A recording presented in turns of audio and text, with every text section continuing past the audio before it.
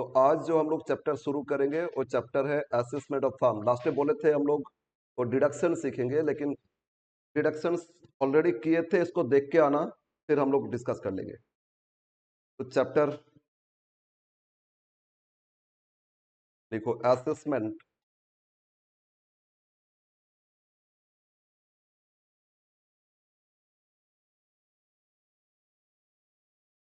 Of income of firm.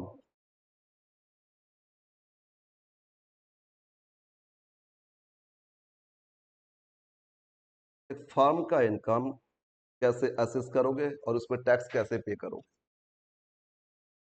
ठीक है, firm मतलब partnership firm.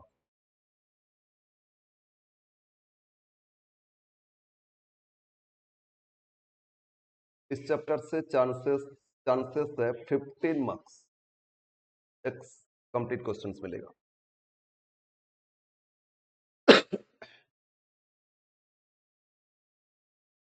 Assessment of income of firm.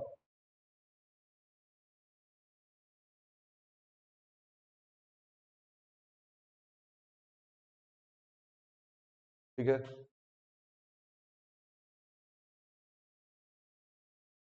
तो इसमें दो पॉइंट, कितना आएगा टैक्सेबल इनकम,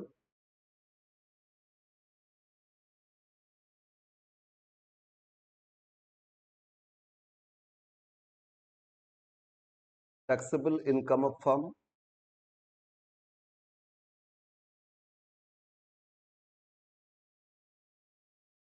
फर्स्ट कैलकुलेशन करेंगे टैक्सेबल इनकम ऑफ फर्म और सेकंड कैलकुलेशन करेंगे tax liability of firm.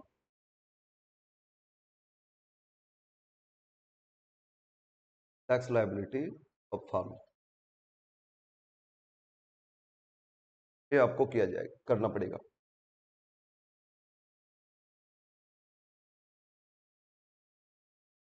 Taxable income of firm और टैक्स लायबिलिटी ऑफ फर्म। तो फर्म मतलब पार्टनरशिप फर्म, तो बोलो तो एक पार्टनरशिप क्या करते हैं, बिजनेस ही तो कर रहे हैं। तो मेनली इनका इनकम क्या होगा, बिजनेस इनकम। तो बिजनेस इनकम हम लोग फोर्थ सेमेस्टर में सीखे थे, income from business profession, same 3 में सीखे थे। तो उसका आइडिया कुछ आएगा, इनडायरेक्ट मेथड। तो वो बिजनेस इनकम भी याद रखना है आपको, ठीक है। उसमें डिप्रिसिएशन सीखे थे हम लोग, कैलकुलेशन, साइंटिफिक रिसर्च एक्सपेंसेस सीखे थे, direct method, indirect method, business profession सीखे थे ना। तो उसका कुछ थोड़ा बहुत आइडिया देंगे। तो फर्स्ट पार्ट क्या कैलकुलेशन करेंगे, फर्म का इनकम कितना। Second point,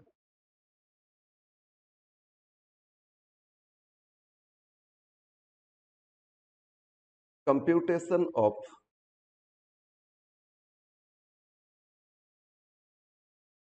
taxable income of firm.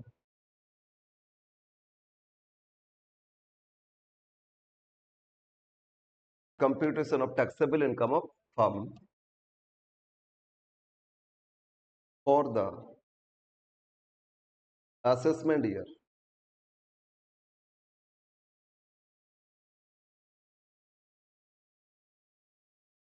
assessment year 24-25 relating to previous year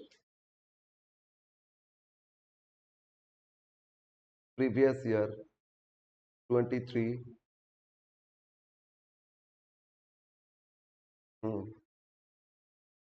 अरे नहीं, पार्सल में बहुत था ना, इंडिविजुअल, एचयूएफ, फार्म, कंपनी। इसमें फार्म का कैलकुलेशन, इंडिविजुअल, एचयूएफ और कोई नहीं, कंपनी भी नहीं।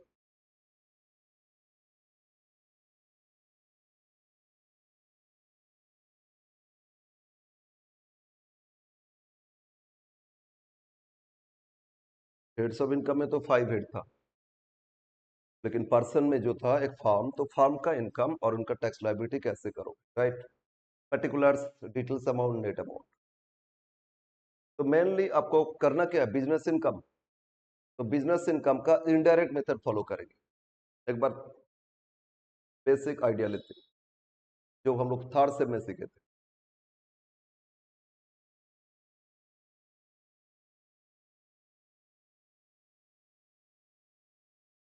यहाँ लिख दो इनडायरेक्ट मेथड।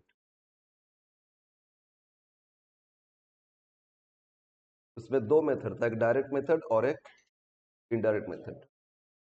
कब डायरेक्ट कब इनडायरेक्ट फॉलो करते थे याद है? जब रिसीव पेमेंट देता था तो क्या करते थे? Direct method. लेकिन पीएल दे दिया नेट प्रॉफिट तो इनडायरेक्ट मेथड। तो बस इसमें भी पीएल दिया जाएगा, इनडायरेक्ट मेथड फॉलो करोगे। तो इनडायरेक्ट मेथड में क्या था? नेट प्रॉफिट लिखते थे, तो यहां भी लिखोगे net profit as per books of accounts.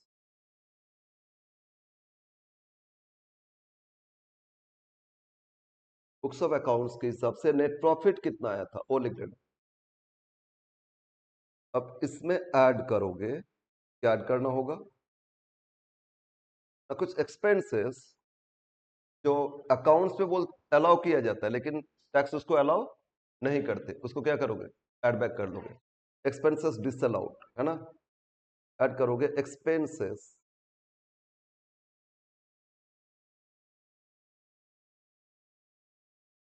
Disallowed as per tax rule. इसमें हम तीन चार आइटम्स लिखेंगे, फिर वही जनरली एडजस्टमेंट देता है। बट अब फिर थर्ड सेम में जो सीखे थे वो फॉर्मेट सारा है, उसको एक बार देख लेना। इसमें थोड़ा बहुत हम लिख के दे रहे हैं क्या क्या एक्सपेंसेस डिसअलाउ करोगे।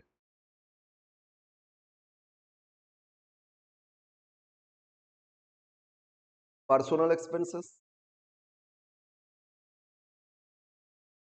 मतलब घर का लाइफ इंश्योरेंस प्रीमियम पे किए और बिजनेस में एक्सपेंसेस दिखा दिए, डिसअलाउ करोगे personal expense. D reserve and provision, provision for bad debts है ना, ट्रांसफर टू रिजर्व ये सब करते थे, वो इसमें नहीं अलाउ होगा। Reserve and provision.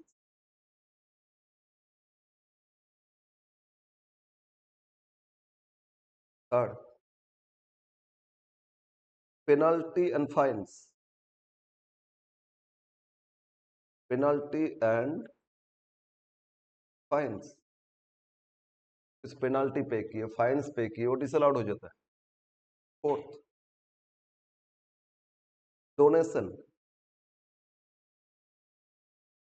डोनेशन तो एटीजी में अलाउ होता है ना, तो यहाँ डिसअलाउ कर लेते।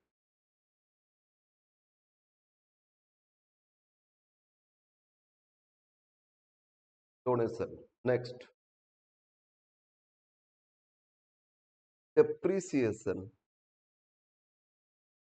लेकिन डेप्रीसिएशन बाद में अलाउ भी करते हैं टैक्स रूल के हिसाब से ना। डेप्रीसिएशन यहाँ लिखो allowed, allowed separately as per tax rule, as per tax rule.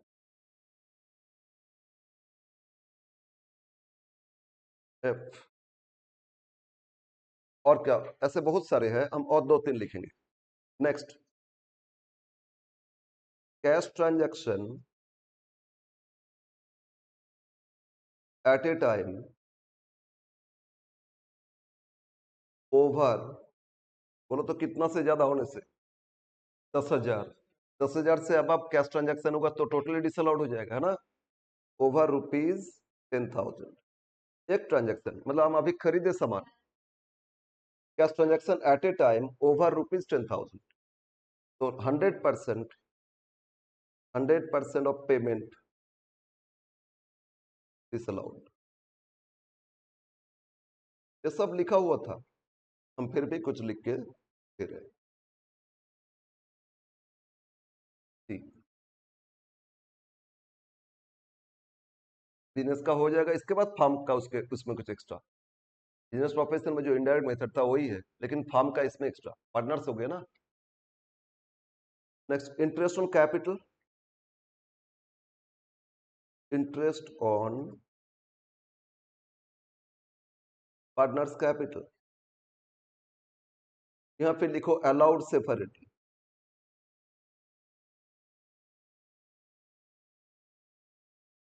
इसको फिर बाद में अलाउ भी करेंगे।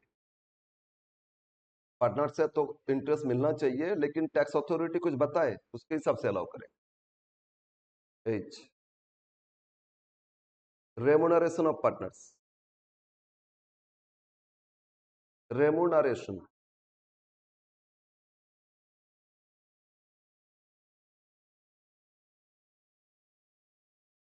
Remuneration of partners. रेमुनरेशन में क्या आता है? Salary, commission, bonus, etcetera. एक पार्टनर वो क्या करते, वो सारा हिसाब काम करते, ठीक है ना, ऑफिस का सारा काम करते, उनको सैलरी दिया जा रहा है। एक पार्टनर बेचने का काम करते, उनको कमीशन दिया जा रहा है। तो इस तरह चाहे सैलरी, कमीशन, बोनस सब दे रहे पार्टनर्स को, तो ये डिसअलाउ करोगे। लेकिन ये भी अलाउ होगा सेपरेट, अलाउड सेपरेटली। ओके, तो इस तरह कुछ एक्सपेंसेस आपको देगा।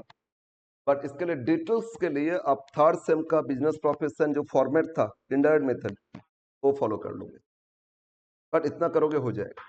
Okay, add it. तो हम लोग कैसे कैलकुलेशन करेंगे? इंडायरेक्ट मेथड में जैसे करते थे, अब लेस करेंगे। एक्सपेंसेस अलाउड, लेस क्या करेंगे?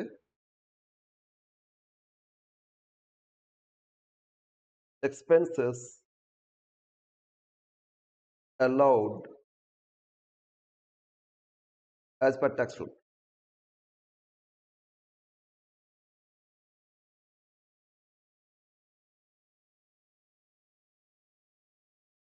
Expenses allowed as per tax rule. पहले सारा एक्सपेंसेस डिसअलाउड, ये सारा लिखे। इसके बाद लेस क्या करोगे? Expenses allowed. एक तो डेप्रिसिएशन, ठीक है, एक क्या करोगे? Depreciation,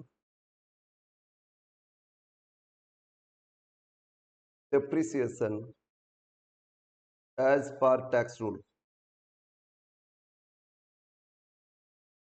as per tax rule कितना डेप्रिसिएशन वो अलाउ करो। और दूसरा, कुछ unrecorded, unrecorded business expense,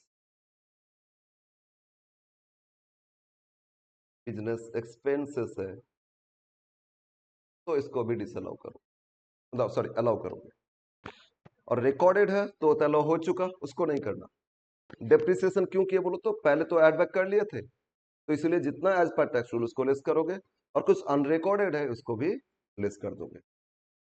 okay, ये लेस करो, तो एक्सपेंस साइड एडजस्ट हो गया। अब इनकम, अब हम लोग इनकम एडजस्ट करेंगे। पूरा बिजनेस प्रोफेशन है प्लस एक्स्ट्रा टैक्स इसमें पार्टनरशिप के लिए। कंटिन्यू, पेज चेंज किए।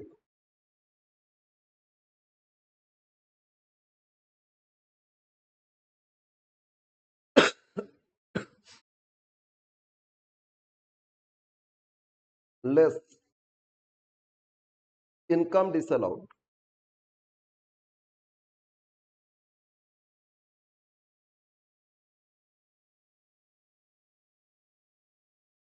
Income disallowed as per tax rule.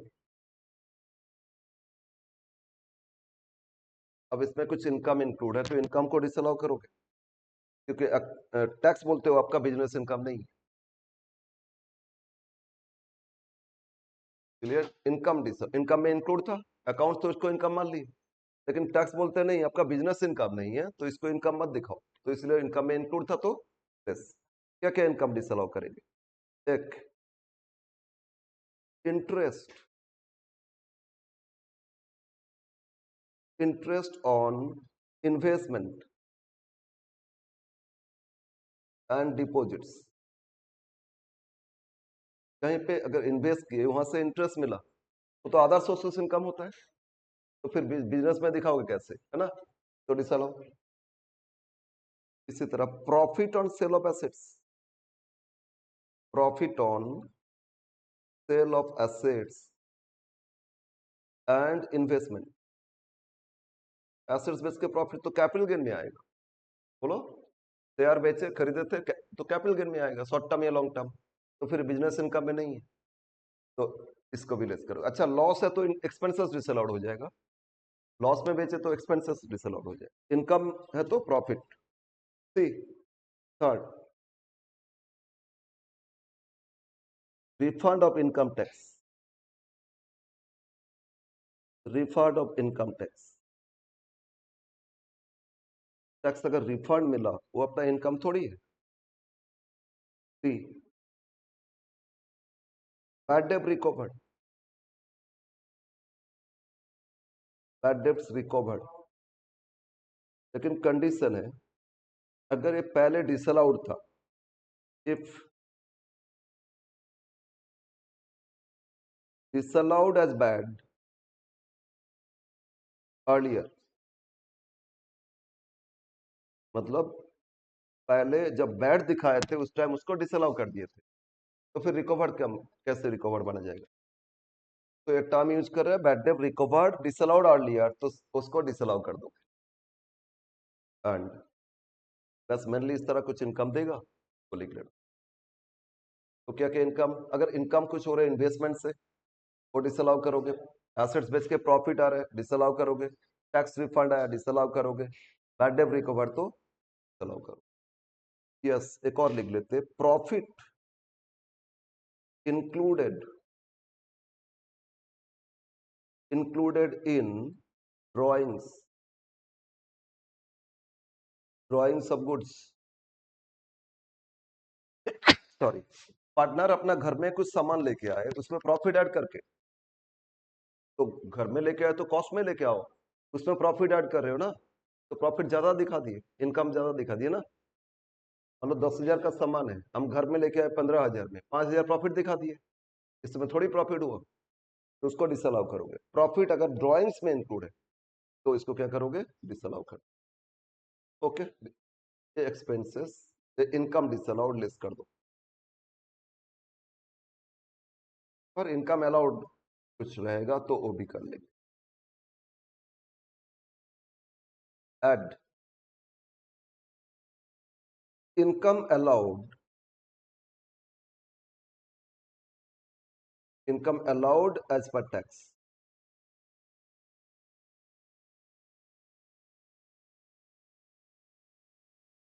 इसमें जनरली कुछ नहीं आता, एक अनरिकॉर्डेड इनकम, बस वही लिखोगे। Income allowed as per tax, इसमें सिर्फ एक ही चीज लिखना, क्या लिखोगे, unrecorded, unrecorded business income, business income लेकिन रिकॉर्ड नहीं किए थे उसको एडजस्ट करो। तो इनकम और एक्सपेंसेस हो गया, अब स्टॉक का वैल्यूएशन, इनकम एक्सपेंसेस हो गया, अब स्टॉक वैल्यूएशन का देखेंगे।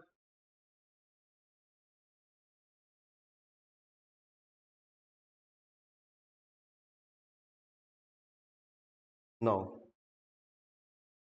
एड, स्टॉक एडजस्टमेंट करेंगे, stock adjustment.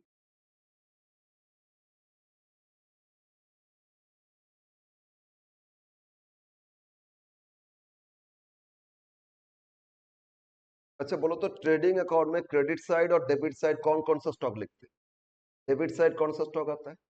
Opening stock. Credit side closing stock. तो क्रेडिट मतलब इनकम साइड है ना, डेबिट मतलब एक्सपेंसेस साइड।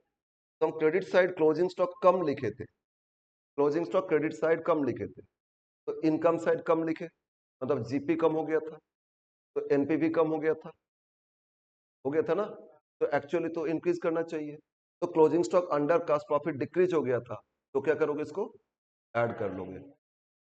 और ओपनिंग में ठीक उल्टा, ओपनिंग स्टॉक डेबिट में वो अगर ओवर हो गया, एक्सपेंसेस ज्यादा दिखाए तो प्रॉफिट तो कम हो गया था, नहीं opening stock debit side expenses ज्यादा लिख दिए, ओवर किए, तो प्रॉफिट कम हो गया था ना, उसको भी तो ऐड करो।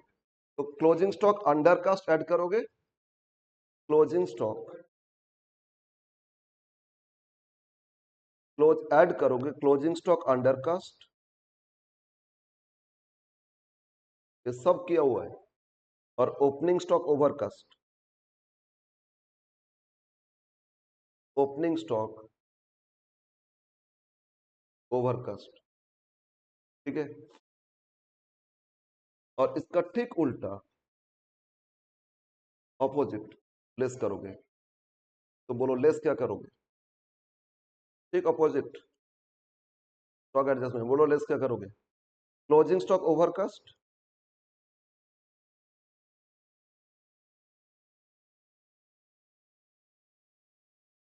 Closing stock over cost and opening stock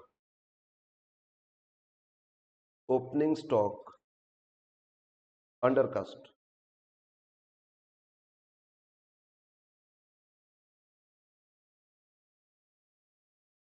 closing stock over cost and opening stock under cost, ये दोनों अब क्या करोगे? लेस करोगे। और ये लेस करने से आपको प्रॉफिट मिलेगा। प्रॉफिट ऑफ बिजनेस मिलता है ना? नहीं, इसमें हम लोग अभी नहीं, अब पार्टनरशिप का आ रहा है, अब पार्टनरशिप का आ रहा है। इससे आप फिर लेस करोगे। क्या लेस करोगे? इतना तो हम लोग बिजनेस प्रोफेशन में इनडायरेक्ट मेथड में पहले किए थे, अब हम लोग फर्म में आ रहे हैं। अगर पार्टनर्स है तो इंटरेस्ट ऑन कैपिटल क्या किए थे? डिसअलाउ किए थे ना? देखो देखो यहाँ ऊपर, यहाँ एक्सपेंसेस डिसअलाउड में लिखे थे इंटरेस्ट ऑन पार्टनर्स कैपिटल, लिखे थे ना? देखो एक्सपेंसेस डिसअलाउड में सी इंटरेस्ट ऑन पार्टनर्स कैपिटल, और ब्रैकेट में लिखे थे अलाउड सेपरेटली, अब उसको अलाउ करेंगे। अब पार्टनरशिप का है, अब लेस करेंगे interest on partners capital, interest on partners capital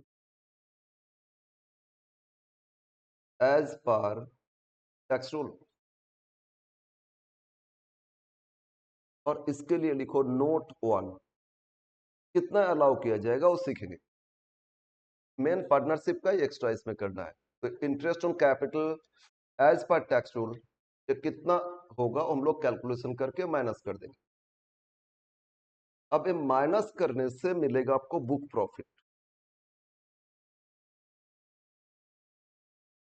ये माइनस करने से क्या मिलेगा आपको? Book profit. ये टर्म ध्यान में रखना।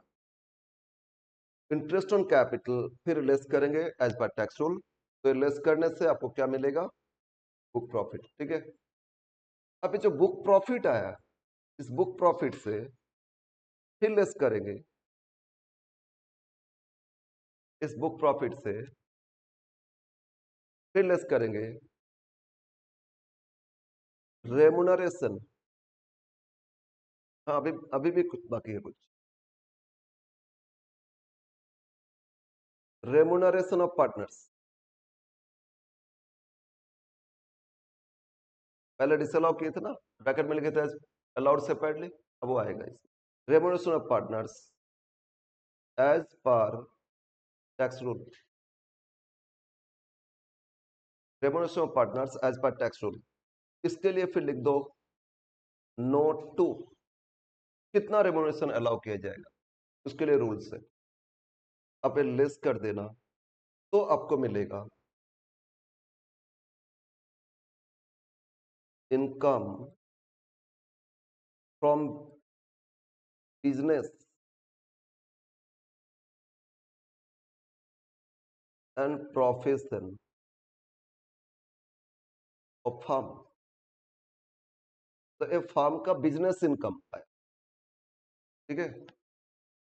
तो रेमुनरेशन फिर कैलकुलेशन करेंगे, कैलकुलेशन करके माइनस कर देंगे तो हम लोगों को मिल जाएगा income from business and profession of firm.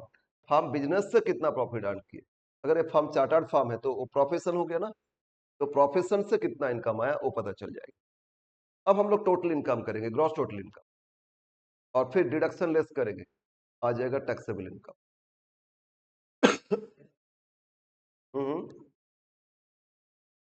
है ना, बिजनेस प्रोफेशन है प्लस इसमें फार्म का कुछ एक्स्ट्रा ऐड हो रहा है।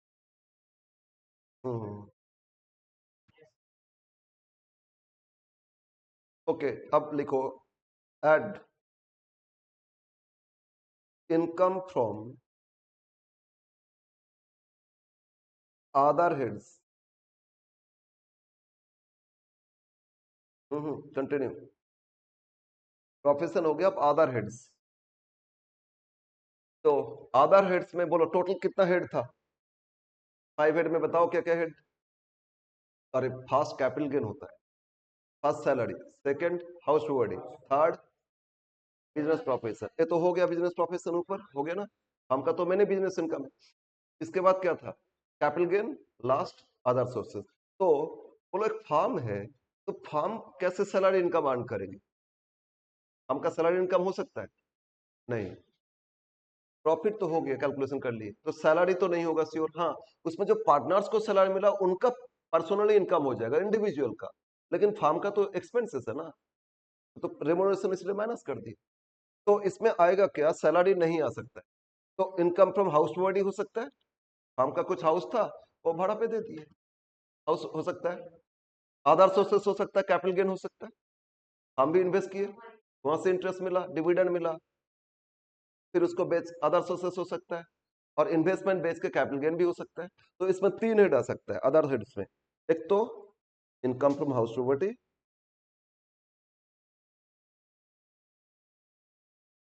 Income from house property. Salary नहीं आएगा, अरे फार्म को सैलरी इनकम कैसे मिलेगी? हम उल्टा सैलरी देते हैं employ. Income from house property, income from capital gain,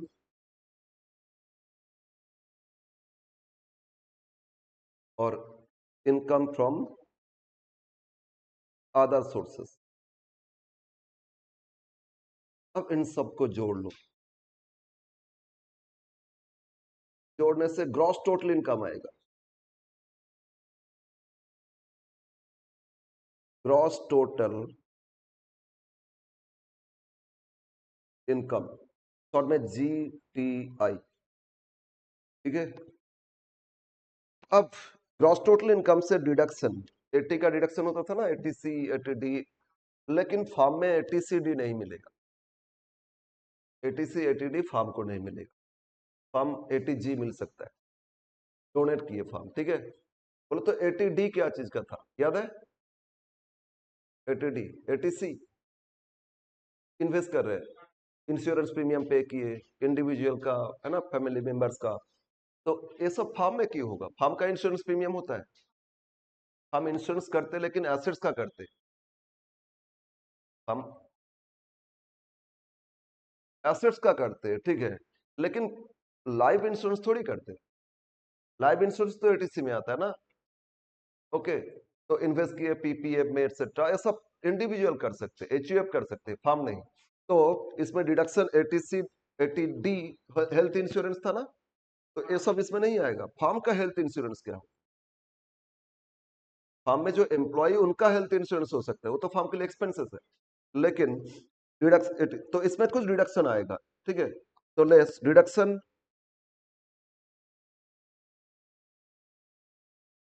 deduction under chapter 6A, chapter 6A यही तो था, और 80C टू 80 हुआ ना, under section 80C to 80U। कुछ नहीं है, कुछ डोनेशन एक्सेट्रा है, 80G मिलेगा। एक दो और एक्स्ट्रा, लेकिन वो हम लोग को, आप लोग को देगा। पैसे लेस कर दो, हो गया टैक्सेबल इनकम। अब कंप्लीट हो गया ये first taxable income of firm.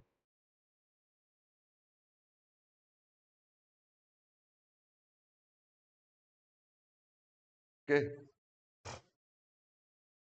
तो टैक्सेबल इनकम फर्म का कैसे किया जाएगा, ये थोड़ा लेंदी है, लेकिन प्रैक्टिस जब करोगे इतना कुछ नहीं देगा। ठीक है। तो इसमें 2 नोट रहा, बस तो 2 नोट करेंगे, हो जाएगा। तो देखो एक बार फिर, अच्छा लिख लिए, थोड़ा लिख लो, लिख लो इसको।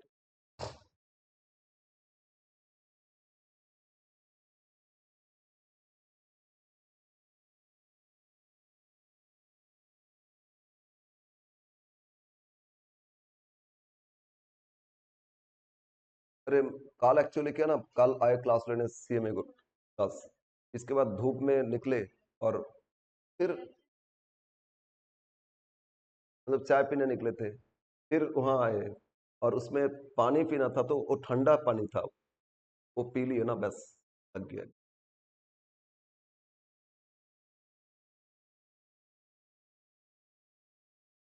नहीं, हम ठंडा पानी पीते ही नहीं, वो भूल से दे दिया। भूल से मतलब वो ठंडा पानी था, हम देखे नहीं। बहुत प्रॉब्लम करता है।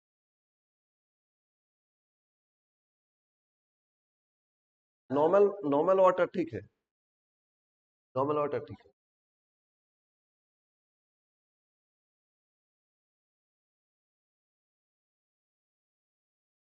ओके ओके, अब आगे बढ़ते। तो एक बार देखो कैसे किए। Calculate taxable income of firm. इसमें इनडायरेक्ट मेथड से ही क्वेश्चन पूछेगा। कितना प्रॉफिट था जो पीएल अकाउंट में, ठीक है। उसमें एक्सपेंसेस जितना डिसअलाउ किया जाएगा उसको क्या कर लोगे, बोलो, एड बैक कर लोगे।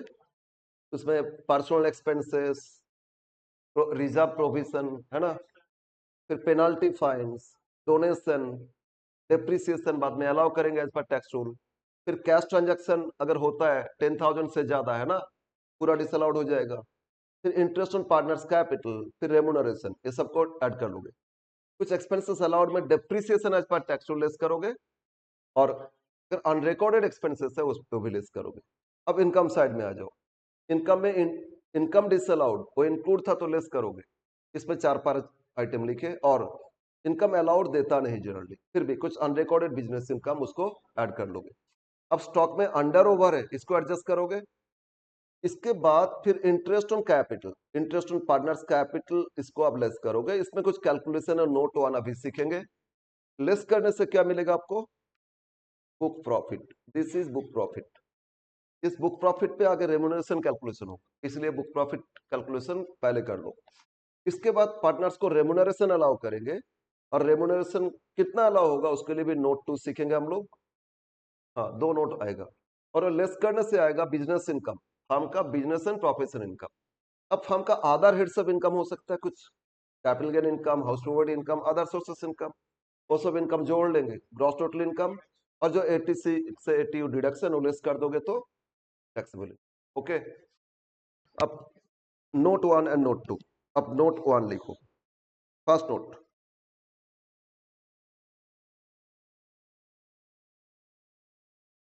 Interest on capital, interest on partners capital as per tax rule.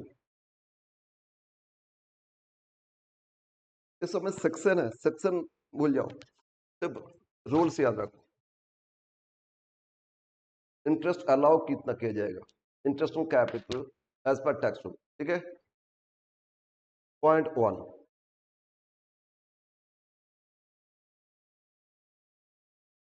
The firm is a registered firm.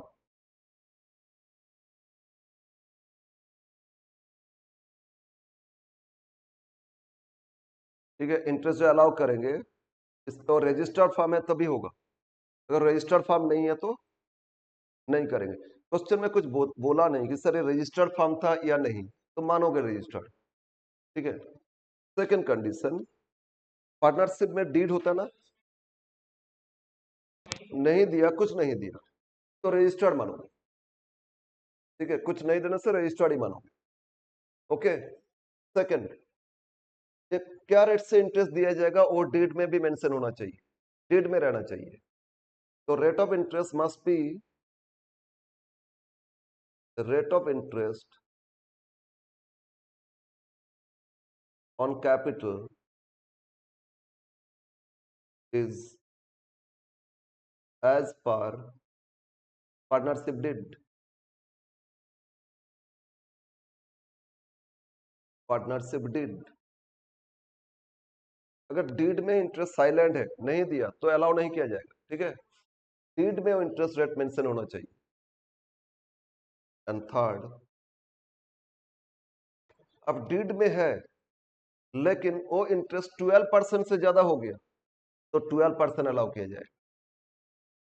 और डीड में अगर 6% है तो 6% ही अलाउ किया जाएगा, 10% है तो 10% अलाउ किया जाएगा, लेकिन 12% से ज्यादा interest allow as per tax rule deed में होना चाहिए, तभी अलाउ करेंगे। और डीड में अगर 12 से ज्यादा रेट है तो सिर्फ 12% अलाउ करेंगे। And maximum 12%।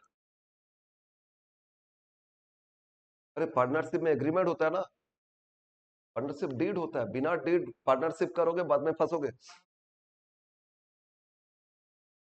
हाँ, वही होगा लास्ट में। मैक्सिमम 12% इंटरेस्ट ऑन कैपिटल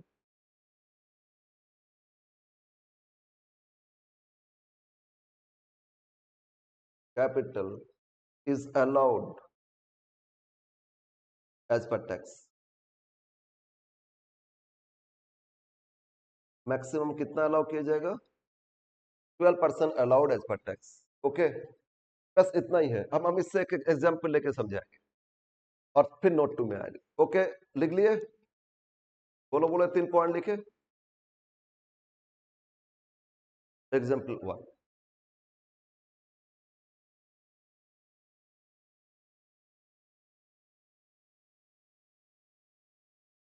क्या हुआ क्या हुआ? हम्म, कमाओगे तो भरोगे, ठीक है। वो भी 250 से, अब आप न्यू के हिसाब से 3 लाख से। अब आप तो टैक्स फाइलिंग करना होगा, टैक्स नहीं भरना होगा, टैक्स फाइलिंग। और लेकिन उसमें आगे रिबेट एक्सेट्रा है, तो उतना तक कमाओगे तभी, नहीं तो टैक्स भरना। यस, अब आ जाते हैं एग्जाम्पल। एक्स वाई एंड, अरे क्वेश्चन लिखो, question. Partners of a firm, X Y Z are partners of a firm sharing profit and losses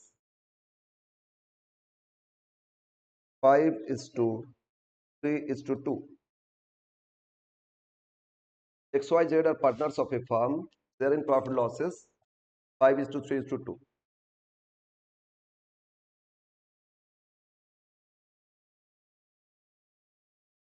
Interest on capital allowed to partners as per did। अच्छा, as per did ही काट दो, allowed to partners लिखो। x rupees x को allow किए 40,000 bracket में 20% per annum.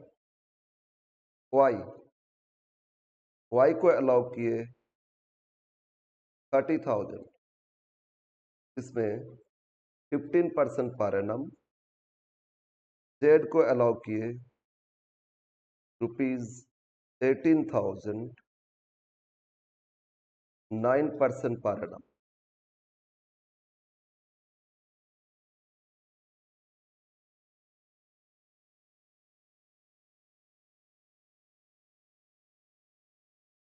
Interest rate, अरे ठीक है, interest rate as per partnership deed not, अरे अभी करो ना, हम समझाएंगे अभी। Interest rate as per partnership deed x के लिए था 20%, वाई के लिए साइलेंट, जेड में था 9%। तो find how much interest allowed as per tax rule. Find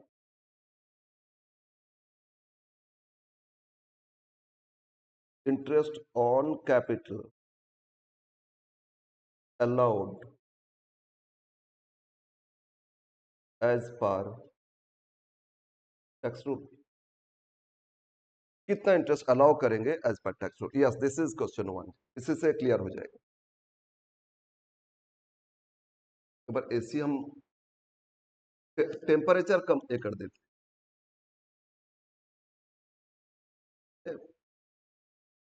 remote में दिखाते हैं। हाँ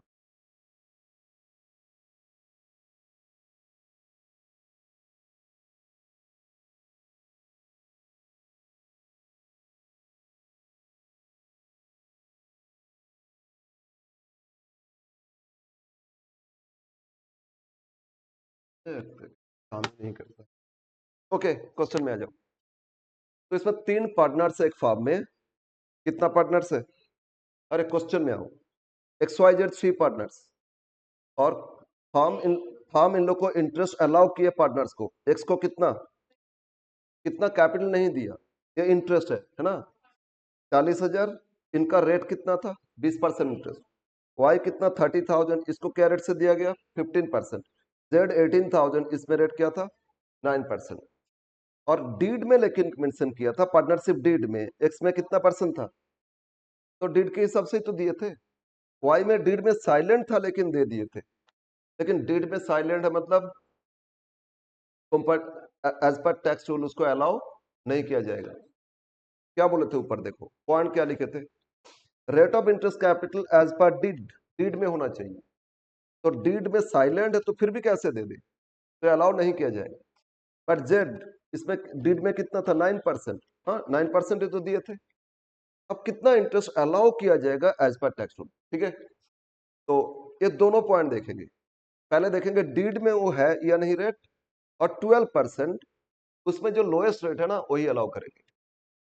समझो एक्स में बोलो डीड में रेट क्या दिए थे, एक्स में डीड में है ना रेट बोलो कितना परसेंट दिए थे। अरे एक्स के लिए बोल रहा हूं, एक्स के लिए डीड में रेट कितना दिए थे 20%। लेकिन तो रेट दिया था डीड में 20% और मैक्सिमम कितना 12। तो कितना लेंगे 12 भी लेंगे, एक्स के लिए 12% अलाउ होगा। डीड कितना भी रहे लेकिन 12 से ज्यादा अलाउ नहीं होगा, तो 12% करोगे। वाई में क्या डीड में है, क्वेश्चन पे ध्यान दो ये लोग। वाई में क्या डीड में है कुछ, अरे नबेल वाई के लिए क्या होगा बोलो, क्या साइलेंट है, तो क्या करेंगे।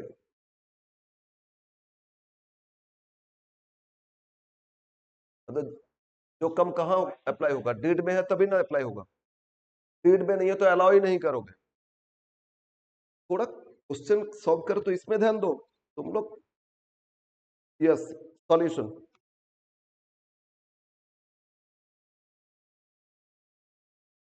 Interest on capital allowed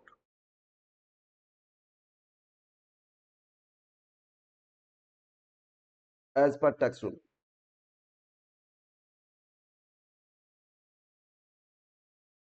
as per tax rule कितना इंटरेस्ट अलाउ करेंगे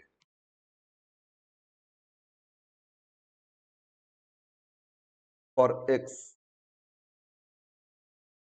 एक्स के लिए बोलो तो। एक्स का डीड में कितना था 20% और मैक्सिमम कितना 12, तो लोएस्ट कितना 12, तो 12 अलाउ करेंगे। तो एक्स के लिए देखते हैं एक्स का इंटरेस्ट कितना दिया था। अरे एक्स के लिए इंटरेस्ट 40,000 दिया था। एक्स के लिए इंटरेस्ट कितना था, उनका रेट क्या था, तो 20% के हिसाब से तो 40,000 था। कैपिटल तो दिया नहीं ना। अगर 20% 40,000 होता है तो 12 तो मैक्सिमम होता है, तो 12% क्या होगा देख लो 24,000। कितना अलाउ किया जाएगा इनके लिए, 20% के हिसाब से इंटरेस्ट कितना दिया था 40,000। अगर 20% में 40,000 होता है तो 1% में क्या होगा 40,000 बाई 20, और 12 में क्या होगा इंटू 12 यूनिटरी। तो 20% में 40,000 तो 12% में कितना 12,000 अलाउ हो जाएगा फॉर फॉर ओ आई। इसमें लिखोगे nil as rate of interest is silent in deed. Deed में साइलेंट था इसीलिए इनको अलाउ नहीं किया जाएगा। कितना एक्चुअल था उससे कोई मतलब नहीं है। डिसअलाउड हो जाएगा, ठीक है ना। फॉर जेड, जेड का कुछ करना नहीं है। जेड का एक्चुअल इंटरेस्ट रेट कितना परसेंट था डीड में? 9% ही तो लेंगे, 12% तो एक्सीड नहीं किया। तो ये पूरा जितना था लिख लो, कितना था? 18 था ना। 9% एक्चुअल, कुछ करना नहीं। अरे डिवाइड बाय 9 × 9 तो उतना ही तो हो जाएगा, करना नहीं है। 12 से बिलो है ना, जितना है उतना ही लिख लो, कुछ कैलकुलेशन नहीं करना। एज 9% इज लेस देन क्या? 12%, इसीलिए एक्चुअल ले लिए। तो दोनों जोड़ो, ये 24,000, इसमें 18,000, 1 लाख कैसे आए? 24,000 और 18,000, 40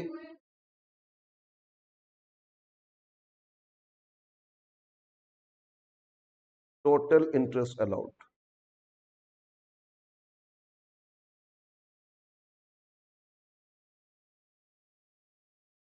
तो एक्स का कितना अलाउ हो रहा है? 24, और वाई का कुछ अलाउ नहीं हो रहा है, और जेड का कितना अलाउ है? 18। तो जोड़ लो, कितना आ रहा है? 42,000। तो इंटरेस्ट अलाउ किया जाएगा कितना? 42। बट एक्चुअल इंटरेस्ट कितना था? ये तीनों को जोड़ो, एक्चुअल इंटरेस्ट 88। एक्चुअल इंटरेस्ट कितना था? 88, लेकिन अलाउ कितना हो रहा है? सिर्फ 42 अलाउ। समझ में आया? ओके, अब एक बार उस फॉर्मेट में आते, बोलो ये समझ में आया? तो अब उस फॉर्मेट में आते, जब इस टेबल बनाए थे, पहले एक्सपेंसेस डिसअलाउड में interest interest on partners capital add किए थे ना, उसमें जो एक्चुअल था 88 वो डिसअलाउ करोगे, और एक्सपेंसेस डिसअलाउड में, और बाद में यहाँ इसमें फिर ये जो इंटरेस्ट ऑन, सॉरी सॉरी, यहाँ इधर interest on partners capital allow as per tax to note 1 लिखे थे ना, यहाँ फिर अलाउ करोगे, कितना अलाउ करोगे? 42। जो एक्चुअल तो डिसअलाउड हो जाएगा, और बाद में अलाउ जो करोगे, कितना अलाउ करोगे? एज पर टैक्स रूल जितना है 42। 88 डिसअलाउ करोगे, और यहाँ अलाउ कितना करोगे? 42। Okay, next second note, partners remuneration, note 2।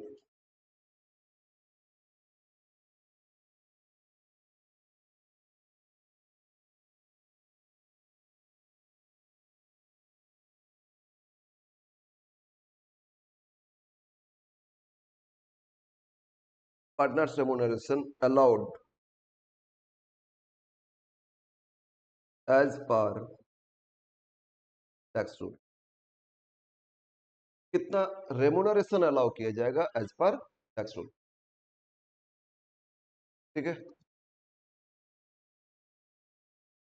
आज पूरा फॉर्मेट कंप्लीट कर लेंगे, और इसके बाद नेक्स्ट क्लास में प्रैक्टिकल शुरू हो जाएगा। और ये 15 मार्क्स से कंपैरेटिवली इजी होगा आप लोगों के लिए, ये चैप्टर कंपैरेटिवली इजी होगा 15। ओके, पॉइंट ए लिखो आप। एक,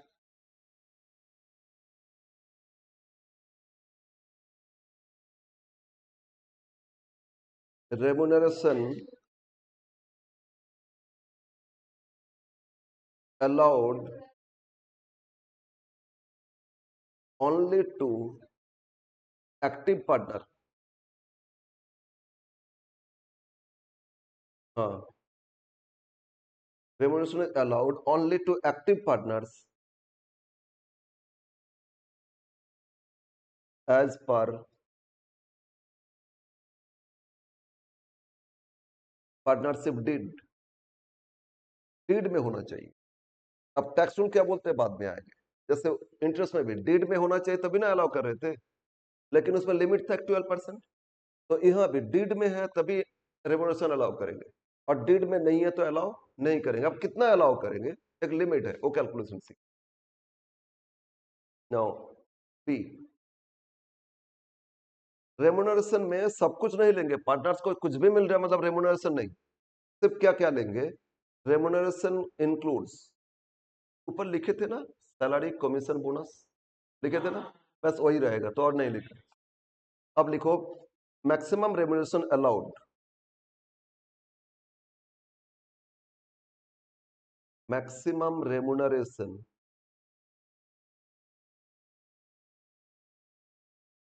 allowed as per tax rule. अब देखेंगे टैक्स रूल क्या बोल रहे हैं। रीड में होना चाहिए तभी अलाउ करेंगे, और कितना अलाउ करेंगे as per tax rule. First case, इसमें दो केसेस आएगा। एक, if firm suffer losses or no sufficient book profit।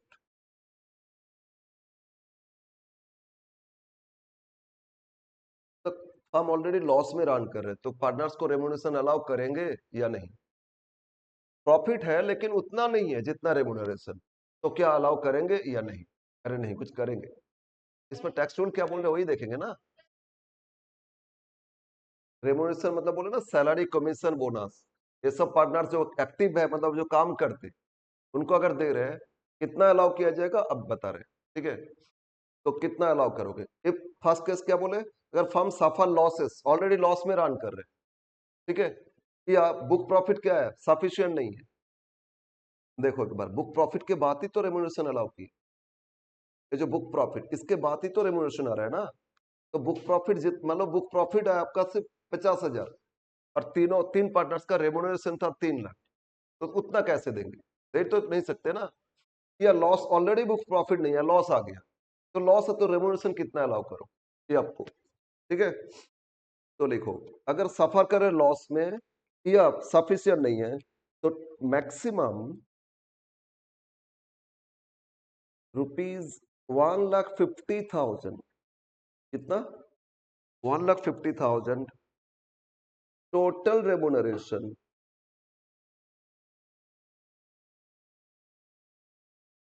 Is allowed. कितना अलाउ किया जाएगा?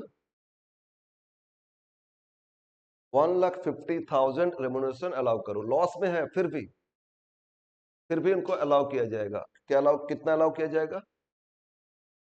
बोलो कितना अलाउ किया जाएगा? 1.5 लाख। और 1.5 लाख टोटल, मतलब अगर 3 पार्टनर्स को दे रहे हैं तो तीनों मिला के 1.5 लाख, यानी कि 1.5 लाख ईच, तीनों मिला के 1.5 लाख अलाउ किया जाएगा मैक्सिमम। ठीक है, तो लॉस में फिर भी अलाउ करेंगे, लेकिन टोटल कितना अलाउ किया जाएगा? बोलो बोलो। 1,50,000 टोटल रेम्युनरेशन अलाउ किया जाएगा। इसमें चेंज आया, लेकिन वो असेसमेंट ईयर 25-26 में, ठीक है, उसमें चेंज आया, 1.5 लाख को 3 लाख कर दिए। बट 1.5 लाख को 3 लाख कर दिए, लेकिन अभी फिलहाल आप लोगों के लिए कितना अप्लाई होगा? हाँ, तो कितना अलाउ किया जाएगा? 1.5 लाख। अब आ जाता है, अगर प्रॉफिट सफिशिएंट है तो कितना अलाउ करोगे।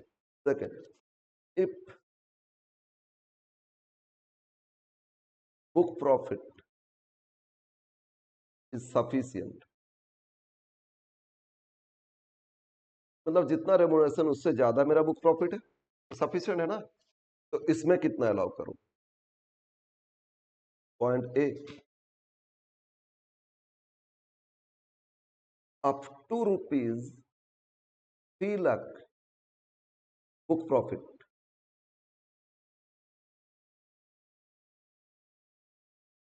अप टू रुपीज कितना? 3 लाख बुक प्रॉफिट, ब्रैकेट में नीचे 90% of book profit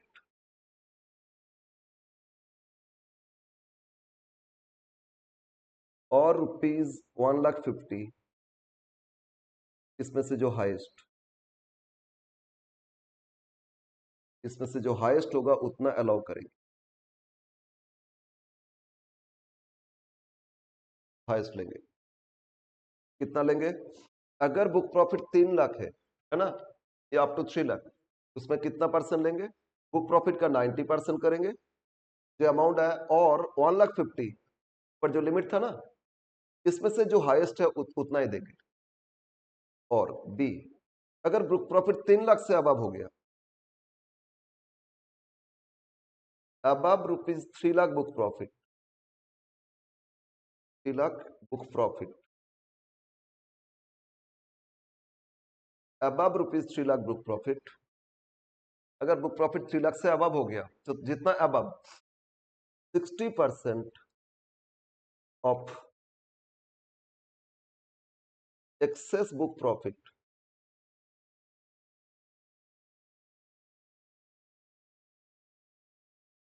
above ₹3 lakh.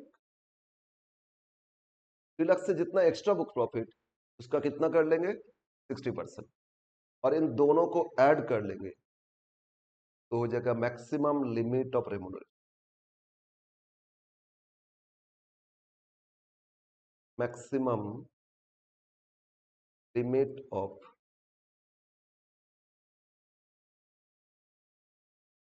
Remuneration. ठीक है, एग्जाम्पल से क्लियर करेंगे। तो क्या रूल्स हो गया, इसमें बुक प्रॉफिट इंपॉर्टेंट है, बुक प्रॉफिट देखना है। ठीक है, फर्स्ट क्या बताया, अगर लॉस में सफर रन कर रहे फर्म तो इस केस में भी अलाउ करेंगे, कितना अलाउ करेंगे 1.5 लाख। सेकेंड केस में सफिशियंट बुक प्रॉफिट है, तो बुक प्रॉफिट अगर 3 लाख या उससे कम है उस केस में 90% बुक प्रॉफिट कर लेंगे और 1.5 लाख जो हाईएस्ट है उतना अलाउ कर देंगे। लेकिन बुक प्रॉफिट अगर 3 लाख से अबव होता है तो 3 लाख पे तो 90% और 150 हाईएस्ट किए थे, जितना एक्सेस 3 लाख से उस पर 60%, तो ऐड करके हो जाएगा मैक्सिमम लिमिट ऑफ रेम्युनरेशन। अब तो कितना रेम्युनरेशन अलाउ करेंगे ना, जो एक्चुअल आया था और मैक्सिमम लिमिट जो लोएस्ट है। तो अब ओके ओके बोलो, अब समझ में आया। अब लिखो maximum remuneration, therefore remuneration allowed, therefore remuneration allowed as per tax,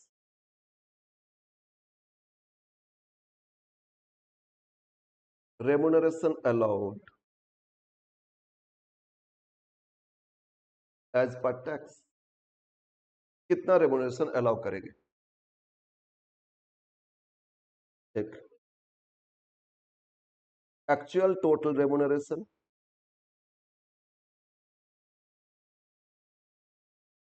कितना एक्चुअल रेम्युनरेशन दिए थे, और second maximum limit of remuneration, जो लिमिट फाइंड किया, मैक्सिमम लिमिट ऑफ रेम्युनरेशन, और इसमें से जो लोएस्ट ऑफ। ठीक है, पहले हाईएस्ट था ले रहे थे ना, बट यहाँ जो एक्चुअल रेम्युनरेशन और मैक्सिमम लिमिट, इसमें जो लोएस्ट उतना ही अलाउ किया जाए।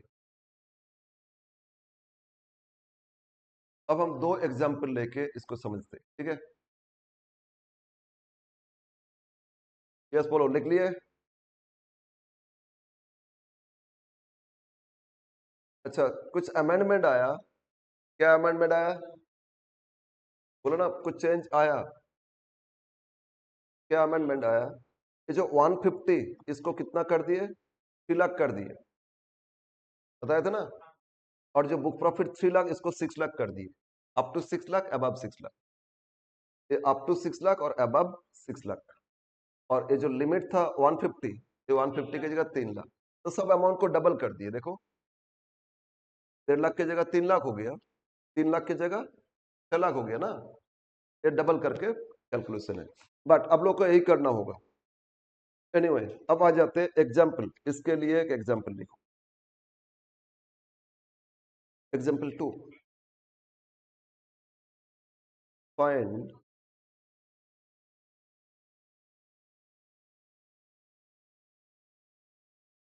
Partners remuneration, partners remuneration allowed. Find करो partners remuneration allowed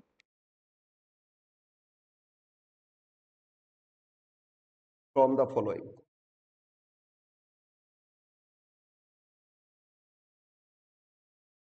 partners remuneration from the following. 1,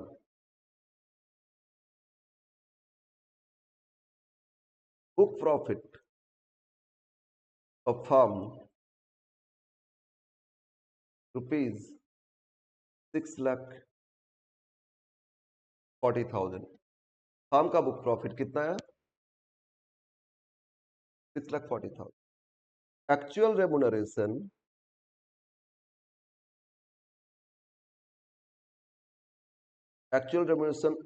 allowed to partners as per deed. Actual remuneration allowed to partners as per deed. X को क्या मिला? Salary rupees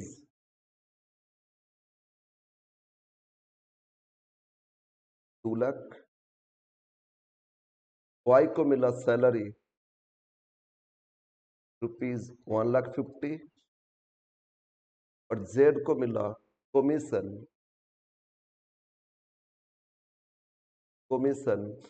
rupees 1,20,000। X को मिला salary, Y को मिला salary और Z को क्या मिला? कमीशन। ठीक है,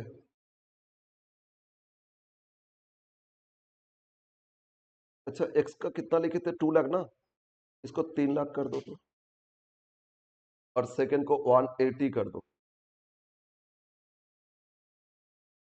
1,80,000 करो और Z का एज इट इज रखो। ओके, एक्चुअल रेमुनरेशन इतना और बुक प्रॉफिट कितना है? 6,40,000। Yes, this is the question.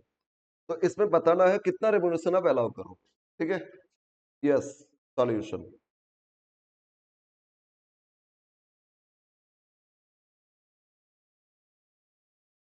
Book profit इसमें दे दिए ना, कितना बुक प्रॉफिट बोलो?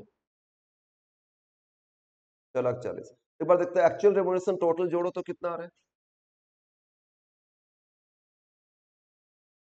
6 लाख। तो बुक प्रॉफिट तो सफिशियंट है, सफिशियंट है ना? ओके, तो सफिशियंट है तो क्या फॉलो करोगे? यहां आ जाओ। अगर प्रॉफिट सफिशियंट है, सेकंड पार्ट आ गया, सफिशियंट है तो क्या है? Up to 3 lakh book profit कितना परसेंट? 90% बुक प्रॉफिट और 150 जो हाईएस्ट वो देना होगा, और जो अबव है 3 लाख उस पर 60%। यही आएगा ना? तो हम लोग देखते हैं, यहाँ लिख, अभी कर रहे हैं ना सॉल्यूशन। देखो, एक maximum remuneration, maximum limit of remuneration,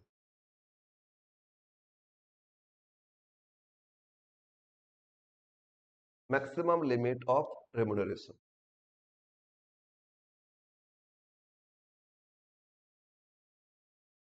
point A लिखो। अच्छा, बुक प्रॉफिट कितना दिए थे? 6,40,000। तो 3 लाख से अबव हो गया ना? बोलो 3 लाख से अबव हुआ है नहीं? तो up to 3 lakh book profit करो, लिखो up to rupees 3 lakh book profit.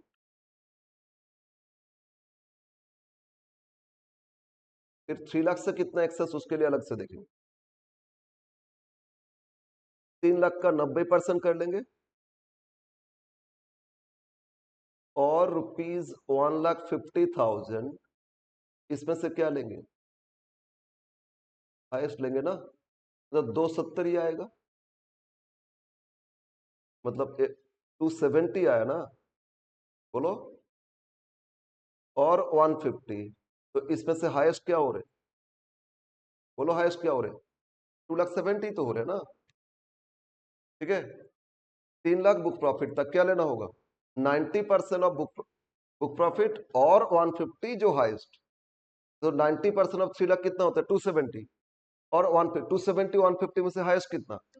270, तो 270 लिख लिए ना, 270। और अगेन एक्चुअल बुक प्रॉफिट तो 3 लाख से भी से ज्यादा, तो अब rupees 3 lakh book profit, 3 lakh book profit, अब 3 लाख बुक प्रॉफिट। अब इसमें बोलो क्या लेंगे? 60% ऑफ एक्सेस बुक प्रॉफिट, है ना? अब रुपीज 3 लाख, तो 3 लाख से जितना एक्स्ट्रा बुक प्रॉफिट, तो कितना एक्सेस बुक प्रॉफिट? 3,40,000, 46 था ना? 46 से 3 तो पहले कर लिए, तो 3 माइनस कर दो, कितना एक्सेस है बोलो? 340। और इस पे कितना परसेंट करोगे? 60%।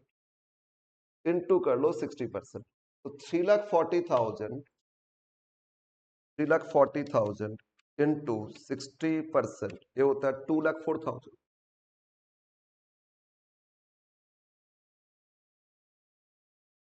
अरे इन दोनों को जोड़ो, अभी लोएस्ट क्यों लेंगे? जोड़ के मैक्सिमम लिमिट आएगा। ये हो गया maximum limit of remuneration, maximum limit of remuneration 4,74,000। तो फॉर्म मैक्सिमम कितना रेम्युनरेशन पे कर सकते हैं? बोलो कितना पे कर सकते हैं? 4,74,000। अब देखेंगे कितना अलाउ किया जाएगा। ठीक है, अगर सेक्शन लिखोगे तो 40B, सेक्शन 40B, लेकिन भूल जाओ, सेक्शन सेक्शन छोड़ दो, रेम्युनरेशन का लिमिट है, सेक्शन 40B में बताया गया, जरूरत नहीं है, बस अब लिखो देयरफॉर रेम्युनरेशन अलाउड। अब लिखो therefore remuneration, partners remuneration allowed, partners remuneration allowed as per tax, tax के हिसाब से। मैंने दो चीज लिखे थे, एक्चुअल रेम्युनरेशन और लिमिट, है ना? उसमें से lowest actual remuneration, actual total remuneration,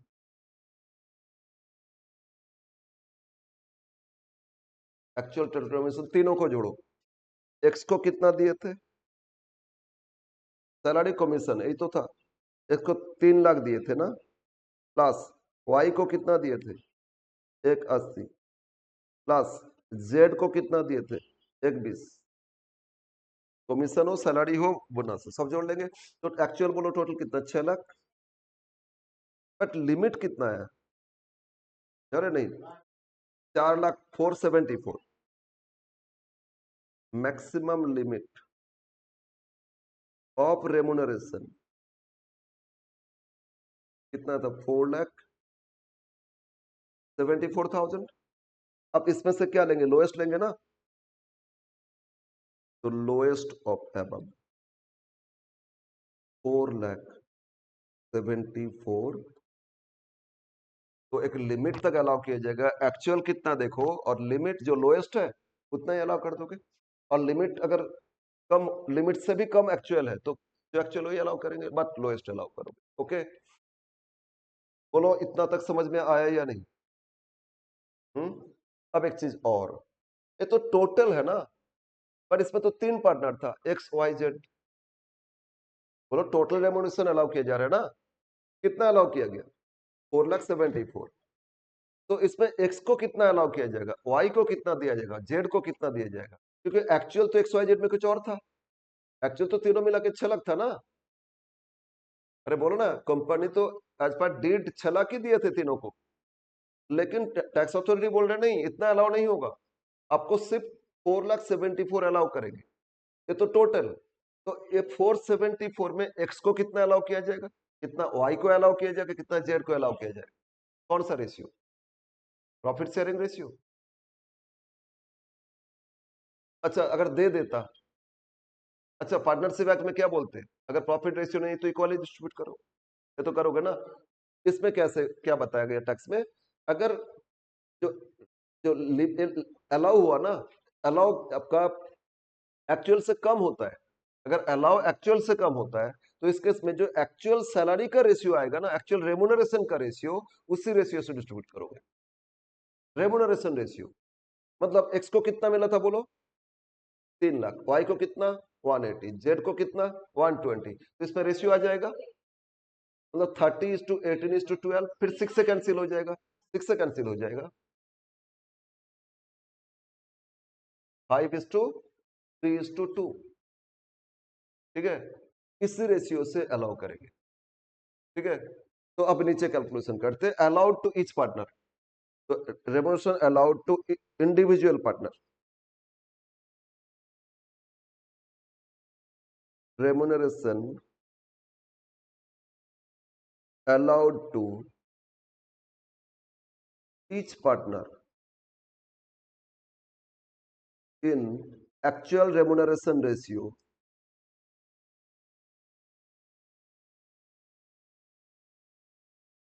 actual remuneration ratio 30:18:12 यही तो आया था। फिर 6 से कैंसिल करने से 5, 3 और 2 यही आया। एक्चुअल रेमुनरेशन कितना था वो देख लेंगे, उसी रेशियो से ये जो अलाउ किए ना वो डिस्ट्रीब्यूट करेंगे। बोलो रेशियो कितना है? 5:3:2। therefore remuneration allowed to x, therefore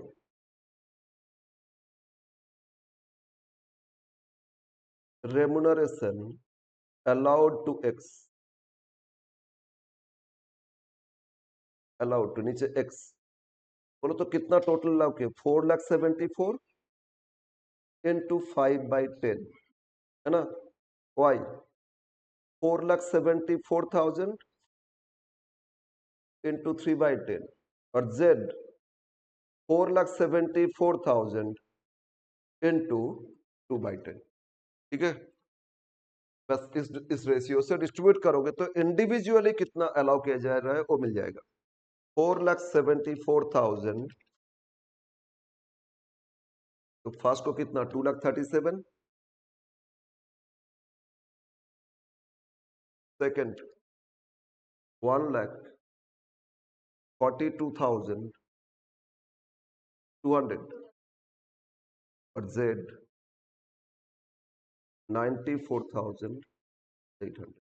तो इन लोगों को अलाउ किया जाएगा इंडिविजुअली, पार्टनर को कितना अलाउ किया जाएगा? इतना 2,37,000 एक्स को अलाउ करेंगे, वाई को अलाउ करेंगे 142,200 और जेड को कितना अलाउ करेंगे?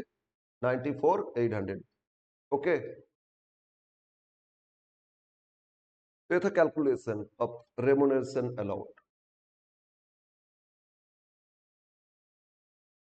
पहले इंटरेस्ट अलाउड देखे थे और फिर रेमुनरेशन अलाउड देखे ना। तो ये था कैलकुलेशन, ये 2 नोट कंप्लीट हो गया हम लोग का। ओके, अब सेकंड पार्ट आज पूरा कंप्लीट हो जाएगा। सेकंड पार्ट में आ जाओ।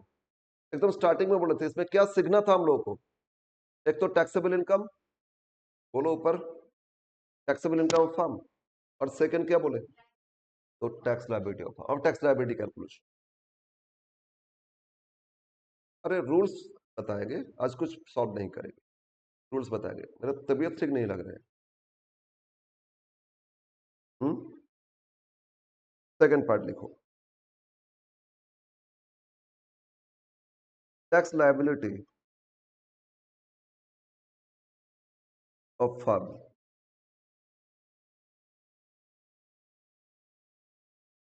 कैसे टैक्स लायबिलिटी कैलकुलेशन करोगे?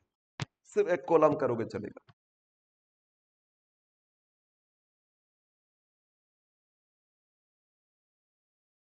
Tax on total income at the rate 30%। अच्छा, हम लोग पहले सीखे थे ना, कोई इंडिविजुअल है तो 2.5 लाख तक नहीं लगेगा, 250 से 5 लाख तो 5%, 5 लाख से 10 लाख तो 20%, ऐसा था ना। लेकिन फार्म में ऐसा नहीं है, 1 लाख भी है तो भी 30% टैक्स देना है, 1 करोड़ है तो भी 30% टैक्स देना है। इसमें कोई स्लैब नहीं है कि इतना तक नहीं देना होगा, नहीं। 50,000 है तो भी 30% टैक्स देना होगा, 10,000 है तो भी 30% टैक्स देना होगा। लेकिन इंडिविजुअल का क्या था बोलो? तो 50 है तो टैक्स देना ही नहीं है, सीनियर सिटीजन 3 लाख टैक्स देना नहीं है ना। लेकिन इसमें 30% से फ्लैट रेट से टैक्स पे करोगे। तो ये जो टैक्सेबल इनकम आया था उस पर 30% कर लो, ठीक है। हाँ, एक चीज, कुछ कैपिटल गेन में अलग टैक्स होता है ना, वो सेपरेटली करोगे, अदरवाइज 30% कर लो। अब इसमें ऐड कुछ और हो सकता है, ऐड करोगे सरचार्ज,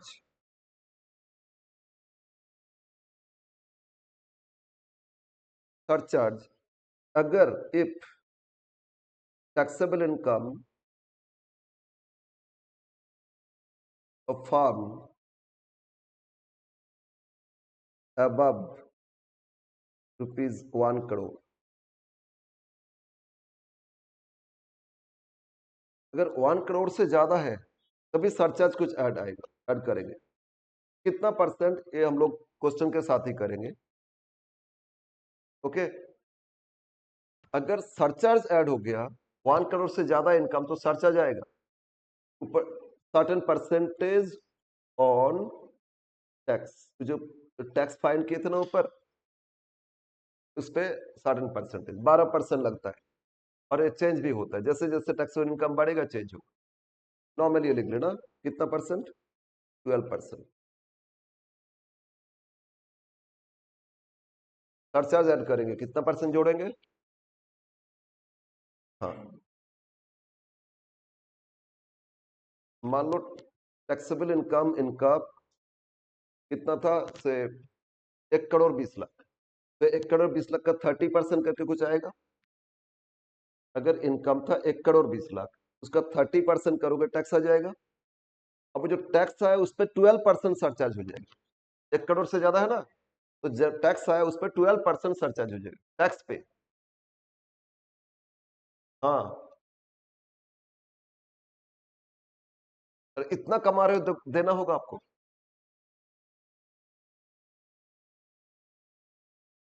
सैलरी तो अलाउ कर दिए, उतना सब माइनस करके जो नेट इनकम उस पर ही तो टैक्स दे रहे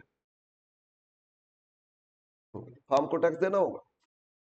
ठीक है, सरचार्ज जितना है उस पर 12% टैक्स देना होगा। रेट चेंज होता है बट 12% आप ये कर लो, ये ऐड करो। अब इस पे फिर ऐड करोगे हेल्थ एडुकेशन सेस। अरे हेल्थ एडुकेशन सबको देना होगा।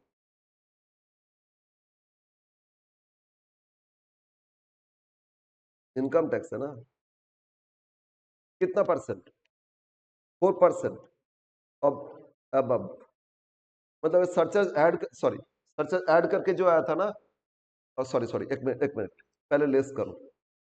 अगर सरचार्ज है तो कुछ रिबेट मिलेगा, रिलीफ मिलेगा, एमटीआर, लेस लिखो एमटीआर, सरचार्ज होने से आ सकता है।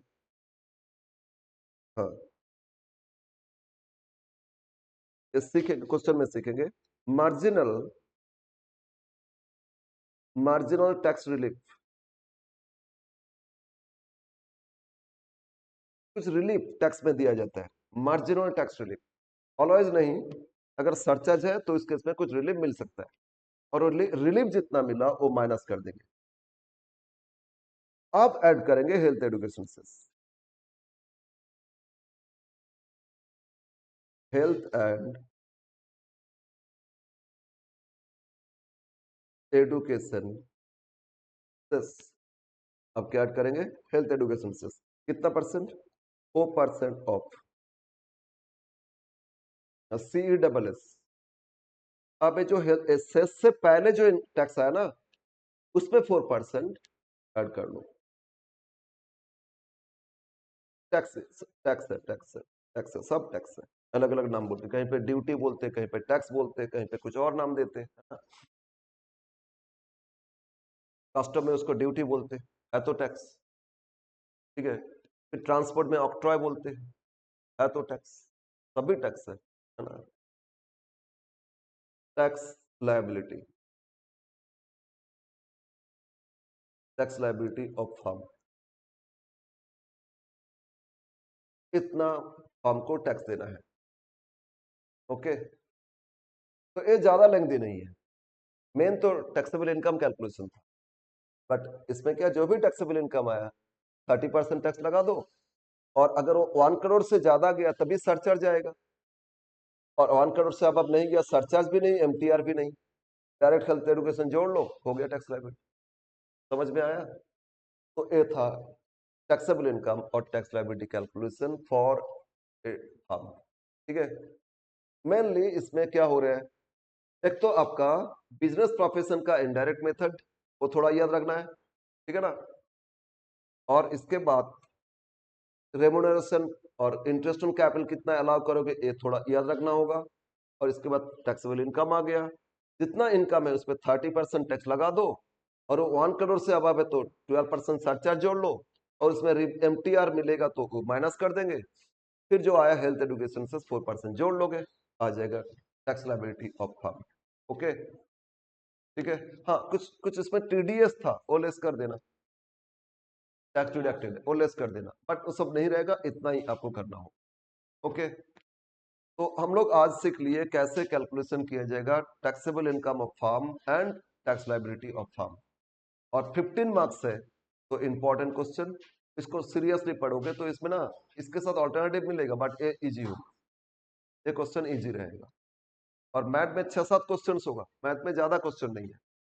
कितना दिए देख लेते एक बार।